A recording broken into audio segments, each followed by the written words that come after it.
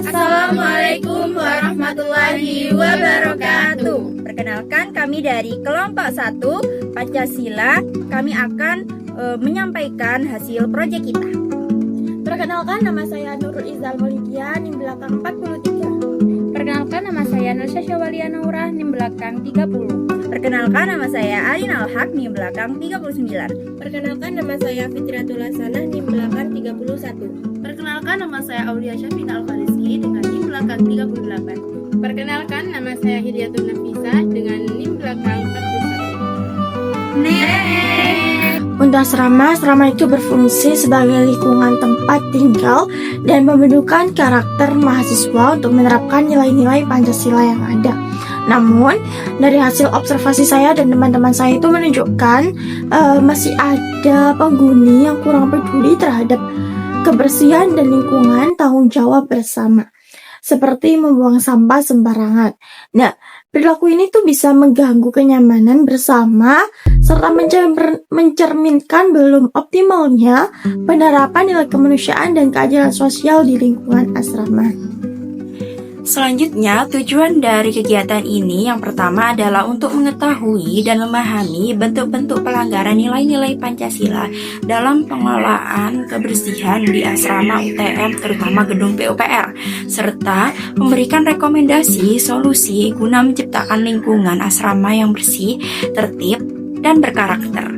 Yang kedua, menganalisis bentuk pelanggaran nilai Pancasila, terutama sila kedua yakni kemanusiaan yang adil dan beradab, dan sila kelima yakni keadilan sosial bagi seluruh rakyat Indonesia yang terjadi dalam kehidupan sehari-hari penghuni asrama.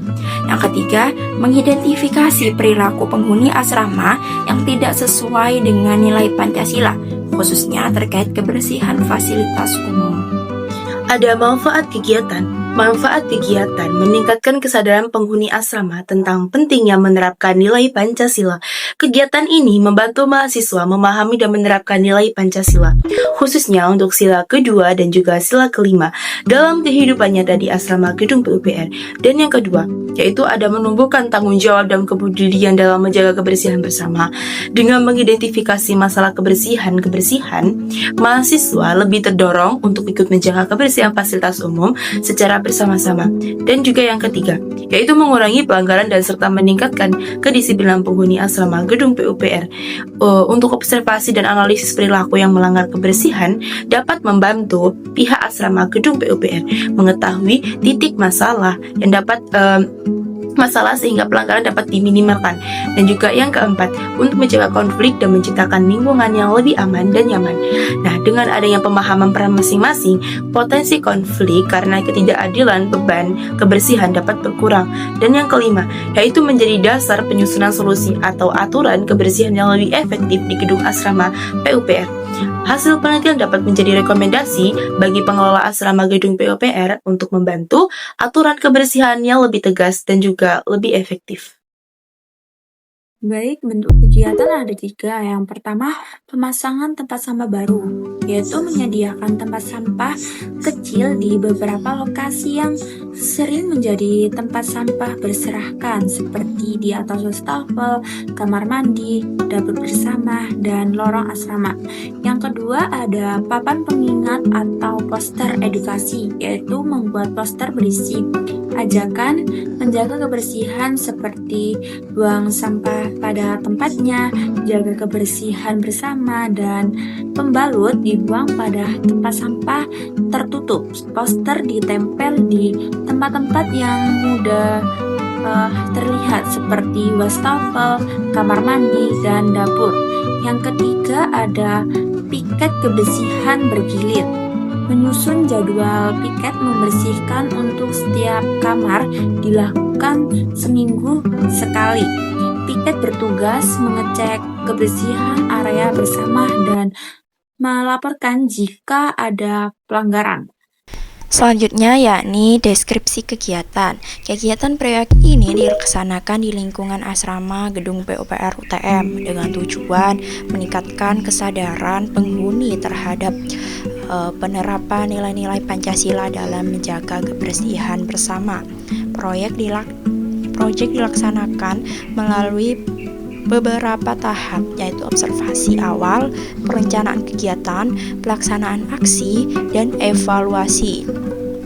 Pada tahap observasi, kelompok mengamati kondisi kebersihan fasilitas umum seperti kamar mandi, wastafel, dapur bersama, dan lorong asrama. Ditemukan masih banyak sampah yang tidak dibuang pada tempatnya, serta kurangnya rasa tanggung jawab bersama. Tahap selanjutnya adalah perencanaan dan pelaksanaan kegiatan yang meliputi 1. Pemasangan tempat sampah tambahan di titik-titik strategis seperti depan kamar mandi. Yang kedua, pembuatan dan pemasangan poster edukasi kebersihan sebagai pengingat moral dan sosial. Yang ketiga, penyusunan jadwal piket kebersihan bergilir antar kamar. Kegiatan ini melibatkan partisipasi penghuni asrama sebagai bentuk penerapan nilai gotong royong dan keadilan sosial. Nah, di sini ada hasil kegiatan, yaitu berdasarkan pelaksanaan kegiatan di asrama gedung PUPR UTM, diperoleh hasil bahwa kondisi kebersihan fasilitas umum menunjukkan perbaikan dibandingkan sebelum kegiatan dilaksanakan. Nah, penambahan tempat sampah di titik strategis seperti kamar mandi dan area wastafel membuat penghuni lebih mudah membuang sampah pada tempatnya, sehingga sampah yang berserakan mulai berkurang. Dengan begitu, edukasi kebersihan berfungsi sebagai pengingat visual yang efektif karena secara tidak langsung menumbuhkan rasa malu dan kesadaran moral bagi penghuni untuk tidak melanggar aturan kebersihan yang berlaku. Nah, penerapan jadwal piket kebersihan bergilir juga memberikan dampak positif terhadap sikap dan tanggung jawab dan juga keadilan sosial antar penghuni asrama. Dan pembagian tugas yang jelas membuat kebersihan tidak lagi menjadi beban sebagian pihak saja, melainkan tanggung jawab bersama. Dan kegiatan ini tidak hanya berdampak pada kebersihan lingkungan, tetapi juga memperkuat penerapan nilai-nilai Pancasila, khususnya untuk sila kedua dan juga sila kelima. Nah, melalui sikap menghargai, gotong royong, dan keadilan dalam kehidupan sehari-hari, meskipun masih ditemukan pelanggaran kecil, kegiatan ini menjadi langkah awal yang penting dalam membangun budaya, kehidupan yang bersih, dan berkarakter lingkungan asrama.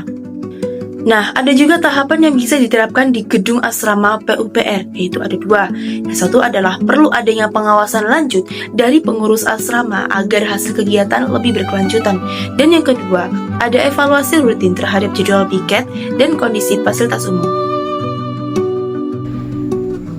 Masalah dan kendala kegiatan. Proses pengeringan cat yang membutuhkan waktu cukup lama menyebabkan tempat sampah tidak dapat langsung digunakan setelah pengecetan. Kondisi cuaca yang kurang mendukung turut memperlambat proses pengeringan, sehingga pekerjaan harus beberapa kali ditunda. Selain itu, sebagian peserta yang belum terbiasa menggunakan alat itu seperti alat potong dan kuas, sehingga memerlukan bimbingan dan pendampingan lebih lanjut.